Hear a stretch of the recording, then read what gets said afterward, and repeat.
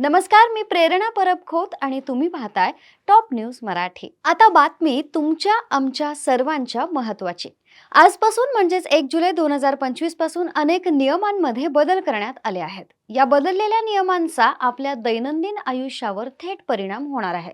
यामध्ये railway ticket booking, credit card, GST return आणि gas सिलेंडरच्या नव्या किमती याचा समावेश आहे। नेमके काय आहेत हे बदल, चला जाणून घेऊयात।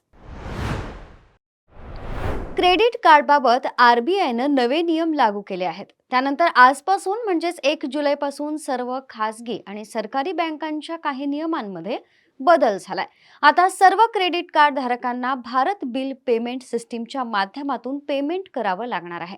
यानंतर बिल डेस्क, इन्फिबीम, अवेन्यू, क्रेड आणि फोनपे यासारख्या प्लॅटफॉर्मवर याचा परिणाम होणार आहे।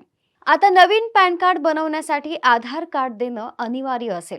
यापूर्वी पॅन कार्ड बनवण्यासाठी जन्म प्रमाणपत्र किंवा इतर कोणतेही वैध कागदपत्र पुरेसे होते, मात्र सीबीडीटीनं आता आधार व्हेरिफिकेशन अनिवार्य केलंय। आजपासून व्यावसायिक सिलेंडर स्वस्त झालाय।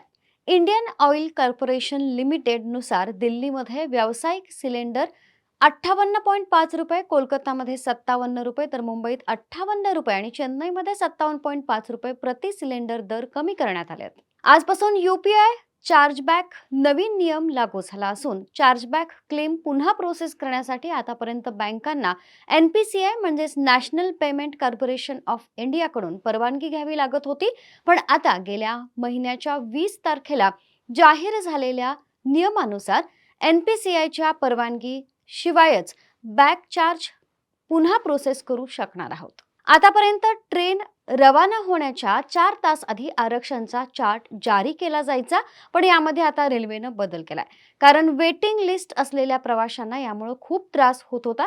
आता 1 जुलैपासून म्हणजेच आजपासून आरक्षण चार्ट 8 तास आधीच तयार केला जाईल आणि त्यानुसार जर तुमची ट्रेन दुपारी 1 वाजता सुटत असेल तर आदल्या दिवशी रात्री 8 वाजताच तो चार्ट तयार होऊन जारी केला जाईल।